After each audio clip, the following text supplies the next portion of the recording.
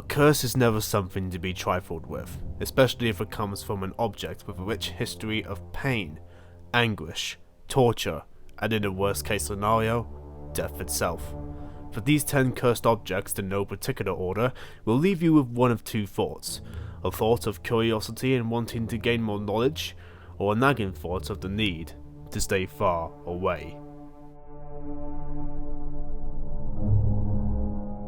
When you think about art and literature, you'd always go to the likes of Vincent van Gogh, Pablo Picasso, or even one of the originals to do it, Leonardo da Vinci. Naturally, you'd assume that most paintings come with beauty or the ability to speak 1,000 words with just one image. But when it comes to Italian painter Giovanni Bergolin's Crying Boy painting, a few words do come to mind: destruction, fear, and pain. The painting was widely distributed during the 1950s and was sold throughout the United Kingdom. 35 years later, on September the 4th, British tabloid newspaper The Sun had in fact published a story about Ron and May Hole, a British couple whose house was set up in flames due to a chip pan. Mysteriously enough, however, the painting of the crying boy left the house without a hint of damage. No bumps, no scratches, no cuts or tears. Not even one hint of being burnt. Adam Wilkinson, who was a fire station officer at the time being, has stated he knew of many other cases in which the exact same painting was the only surviving object in numerous house fires. Although there was no mention of the word curse, a legend was definitely born that day. Since then, many occupants of the painting have flat out refused to hang it in their homes, instead leaving it outside in their back gardens or on their front porches, with many fire extinguishers next to it for fear of an eruption of heat, fire and smoke once again to occur. Incredibly, these Crying Boy paintings are still being sold to this day, not just in the UK but in the entire world, especially in Australia, where they are considered as highly collectible, with prices ranging from as little as £10 to £145 on eBay, with the painting already been previously used. You can definitely put a price on a painting, but no one can put a price on the livelihoods that have been lost due to smoke, flame, and a supposed curse that haunts all of us to this day. Picture this: you have a hard day at your job, working your ass off to pay bills and to ensure the safety of your family. The one thing you would want most afterwards is to sit in a nice, comfortable chair where you can relax your soul with no more worries for the day. The same cannot be said for the stoop chair that was allegedly cursed by Thomas Busby, a murderer who was executed by hanging during 1702 in North Yorkshire. The story states that Thomas Busby was arrested and condemned to death after he had brutally strangled his father-in-law, Daniel Orty, for sitting in his favourite chair. Before he was taken to the gallows to be executed, he stopped by his local pub to put a curse on his chair. He claimed that should anyone sit in it, they would be forever haunted and will soon die, and for many centuries, numerous of people were even dared to sit on Busby's chair. During the Second World War, the pub was made a hotspot for airmen. The soldiers who sat in that chair were reportedly never to be seen or heard from again afterwards.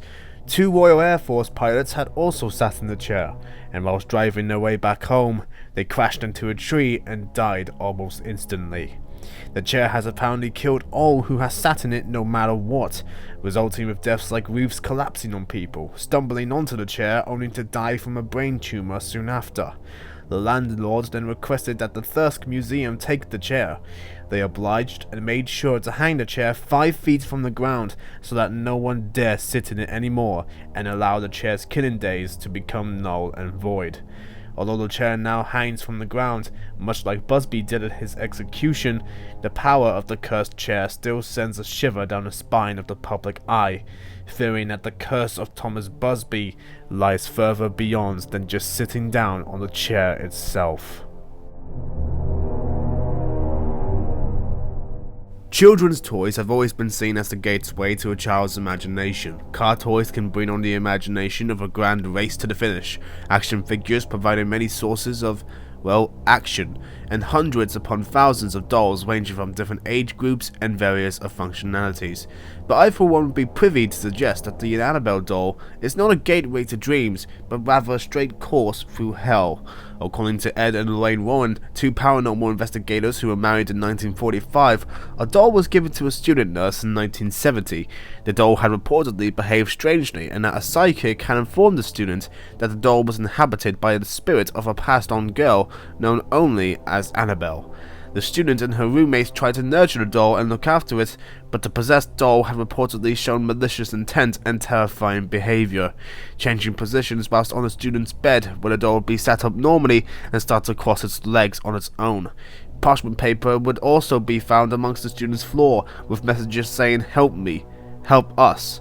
The only problem, however, the student and her roommates had never owned any parchment paper in their house.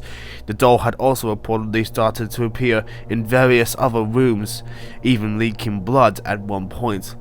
The Warrens were then contacted by the students, moving the doll into the Warrens Occult Museum in Monroe, Connecticut, where it was pronounced demonically possessed and currently remains in a glass box, with a label saying, "Warning, positively do not open."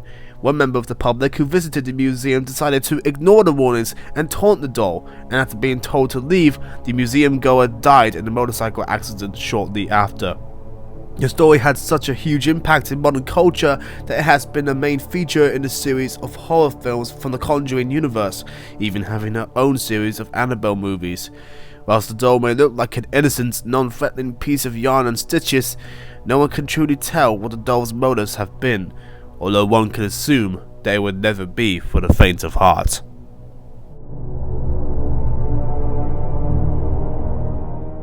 Most evil spirits and demonic possessions are usually the cause from a game of a Ouija board, being passed down as curses from psychic mediums, or in this case, from being released out of a wine box haunted by a demon of Jewish folklore. A dybbuk is a malicious possessive spirit that is often believed as the dislocated soul of a dead person. It can only leave a host's body after accomplishing its one goal, normally after being assisted. The actual box it came with gained most of its notoriety after being sold on an eBay auction, then being sold at an estate sale in 2001, where it was bought by Kevin Manis, who is a writer and creative professional by trade.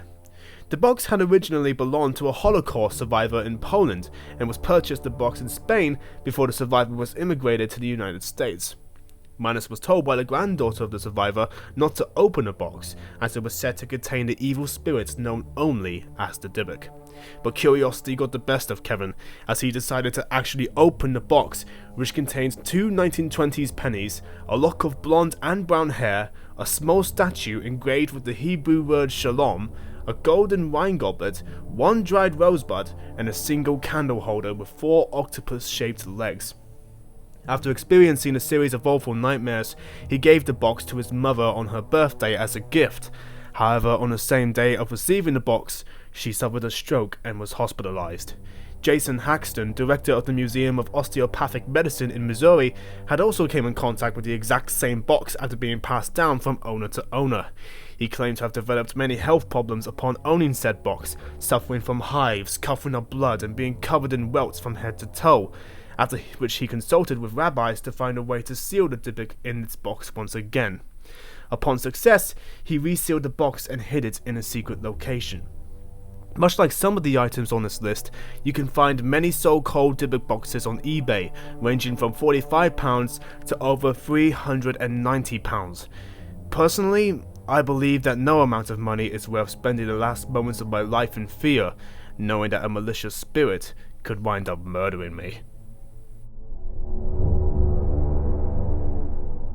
Archaeology has always been a one-way ticket to finding relics and artifacts of our history, objects of ancient past varying from worth, size, and pure age alone. It is thought to be the way to uncover history of education, government, and even religion followed by particular societies. But you wouldn't want to find a piece of the past that carries a curse of death to its owner, such as the scenario for the woman from Lem statue, also known as the Goddess of Death statue. The year is 1878, where a small limestone statue is unearthed in Lempa, Cyprus, dating around to 3500 BC. There are no details that include the name of who the founder was. When it was found, it was considered as either a fertility statue or even an obscene depiction of a goddess whose name has been lost in the tides of time. Its lack of detail on the surface gives off a very mysterious vibe, particularly with the statue having a very dark reputation. Lord Alphonse was the first owner of the statue when Cyprus was still a British colony. Just within 6 years of owning the Women for Them statue, he and 7 members of his family had passed away. The second owner was Ivo Medici, who obtained it in Europe and had experienced similar fates. His entire family had passed away within 4 years. The third owner, Lord Thomson Lowell, again, his whole family had passed away within 4 years. The last owner was said to be Sir Alan Bitherbrook, who had perished alongside his wife and 2 daughters in an even shorter span of time, leaving his 2 sons in ownership of the Goddess of Death. In fear of being stricken next with a terrible end to their life, they donated the statue to the Royal Museum in Edinburgh, Scotland. However, the curse of the statue was not done there, as the curator who handled the statue to the museum was deceased within a year of handling it. The Goddess of Death currently still resides in the museum, where it is kept in a heavy display case so no one can be in physical contact with the statue. Whether this is all a strain of extraordinary coincidences, we still do not have an idea, and without solid evidence, the curse may be nothing more than a ghoulish myth. Although let us not stop people from fearing over what could happen if you touch the Goddess of Death herself. The ancient Egyptians were well known for their vast wealth and power, specifically if the Egyptian pharaoh was involved.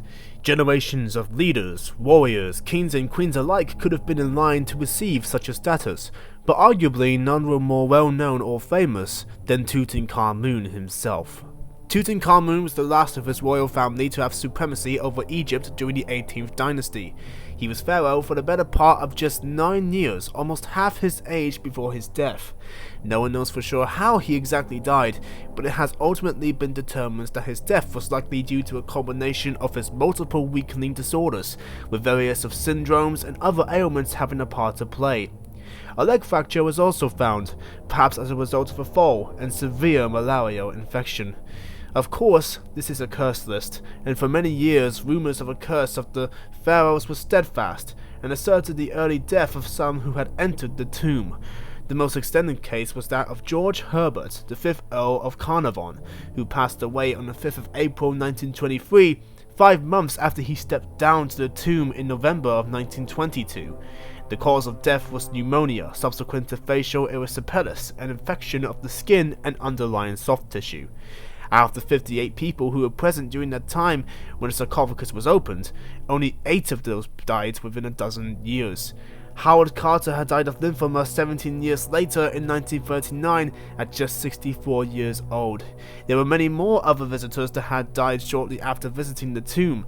Alleged victims included Prince Ali Kamel Fameh Bey of Egypt, who was shot dead by his wife in 1923.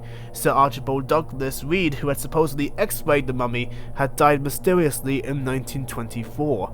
Arthur Mace of Howard Carter's excavation team was said to have died of arsenic poisoning in 1928. His secretary, Richard Bethel, was supposedly smothered in his bed in 1929, his father committing suicide in 1930. Many of these deaths could be considered as coincidence, but there is no denying that the ancient history of Tutankhamun's tomb speaks volumes, and that the supposed curse is still rampant, even in 2020. It's one thing finding a singular statue underneath the ground, much like the Goddess of Death statue, but it's a whole other thing to find an entire army of them. Such is the case for the legendary Terracotta Army.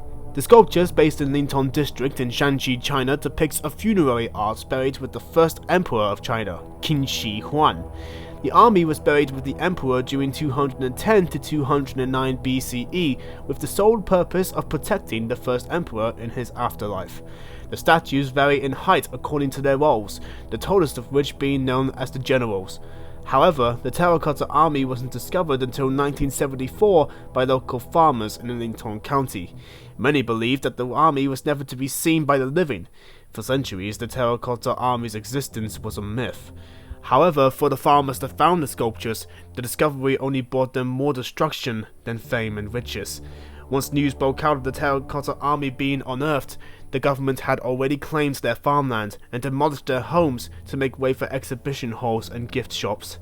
Since then, the 2,000-year-old village has all but disappeared. In 1997, after dealing with many diseases and having no money to pay for medicine due to his land being claimed, one of the farmers, Yang Pushi, waited for his family to go out, in which he tied a rope to his neck and committed suicide to end his suffering. Within 3 years of his death, the youngest members of the team, Yang Wenhai and Yang Yangshin, died both in their 50s, both with no money to their names and ultimately penniless. For many years after the initial discovery, land that for centuries had provided the village with its livelihood was taken away by the state, with villagers stating that all kinds of compensation paid by the government was in fact siphoned off by officials. Knowing that the government was able to demolish a village ridden with poverty and illness with no problem, it makes you wonder whether governments really care for you, whether you do or do not have the necessary salary.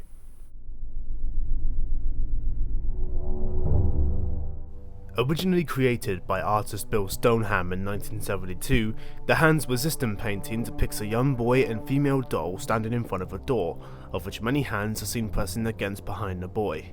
The doorway is said to represent the line between the real world and the world of endless possibilities, with the doll escorting the boy through it. John Marley, notable for his role as Jack Woltz in The Godfather, had purchased the painting, and after his death, it was found on site of an old brewery by an elderly couple from California, who then auctioned the painting on eBay in February 2000.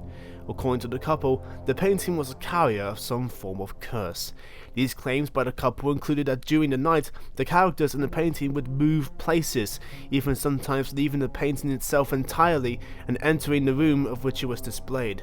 The couple go on to state that they had photographic evidence of an incident in which the female doll had threatened the boy with a gun, causing him to leave the painting and flee in terror. Most skeptics would believe this to be some kind of marketing ploy, a fabricated story to earn a few bucks. The owners, however, warned buyers not to bid if they were unfamiliar with supernatural occurrences, with more than 30,000 people visiting the auction page. Many users have reported that just looking at the painting made them feel ill. Suddenly, after 30 or more bids, the painting was sold for $1,025 to a buyer from the Perception Gallery in Grand Rapids, Michigan, where the buyer now holds the painting in storage, not selling it for much bigger offers to buy it. Stoneham says that the painting was inspired by a photograph taken when he was only 5, and that the title comes from a poem which was written by his then wife. One part reads, "The hands resist him, like the secret of his birth."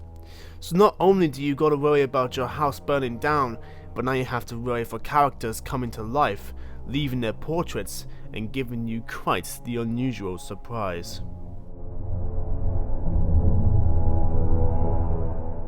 By all accounts, a vase has many uses and comes in numerous variations: glass, metal, ceramic, even crystal. They can be used to hold flowers and water, or just as some kind of interior decoration, but you wouldn't imagine any of these household items to be plagued with a deadly curse. It's best not to come into contact then with the Basano vase. The vase is considered to be surrounded in death, cursed by those who possessed it, but seemingly with no explanation. No one really has an idea why it became so powerful or where it originated from. Its current whereabouts are unknown. The Basano vase has a simple design of silver and weighed approximately 4 pounds, crafted during the 15th century as a wedding gift. Legend has it that the vase was gifted to a young wife just before her wedding, a sign of good fortune, or maybe something more malevolent, as she was discovered dead the morning of her wedding. Some think murder, although it may be something more unexplainable considering that there are no records of a murder investigation.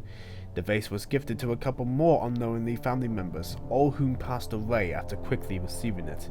After the family decided to hide it, the Basano vase was never seen again, at least for another 400 years when it resurfaced in 1988. A young man had reportedly dug up the vase, but again, there were no specific details on the location or even the names of those who had been in contact with it.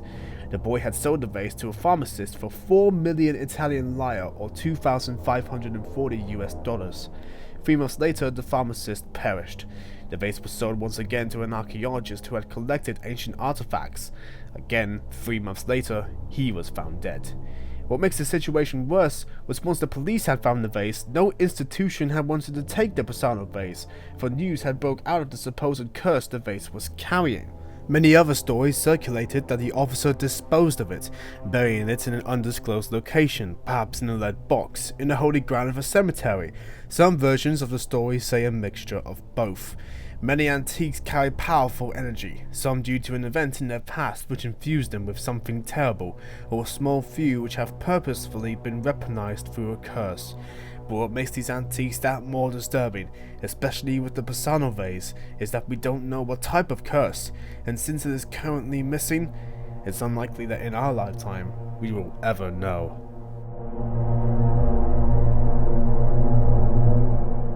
Myrtle's Plantation, based in Louisiana, is without a doubt one, if not the worst haunted setting, plagued with mystery, murder, and possession. It is considered to be one of the most haunted places in the world, and holds at least 13 ghosts. But arguably the most haunted on the premises is a mirror that was only added to the home no more than 40 years ago. Legend has it that the mirror contains the spirits of Sarah Woodruff and her children, who were supposedly poisoned by a slave named Chloe. However, historical legends do not support this. There is no record of the Woodruffs owning a slave named Chloe. Sarah, James, and Cornelia Woodruff were not killed by poisoning, but rather died from yellow fever. According to custom, mirrors are supposed to be covered after death, but after the Woodruffs' poisoning, this particular mirror was overlooked and not covered up. As a result of this, the mirror then trapped the spirits of the family. Even more hard to believe today, Myrtle's Plantation is a bed and breakfast hotspot where you can stay for a small amount of time. Many residents who have stayed there overnight had noticed something strange with the very same mirror. They noticed occasional figures hiding in the corner of the room, staring back at the visitors through the mirror. Handprints were also seen appearing all over the mirror, although not just any type of handprints, but children's handprints. The children of Sarah Woodruff. Myrtle's Plantation is so well known for many other instances of hauntings. For example, a young girl who died in 1868 despite being treated by a voodoo practitioner has supposedly been practicing voodoo on people sleeping in the very same room of which she passed away in. Another ghost who reportedly staggers or crawls up the stairs and stops on the 17th step of the plantation. Reports have speculated this to be William Drew Winter, the only verified murder victim of the house. Today, you could spend over $290 per night to stay in the premises of the plantation, a hefty price to pay to experience some otherworldly nightmares. With most of these stories being contested, it makes you wonder if there really is something off, or if the residence really is claimed by spirits of the past.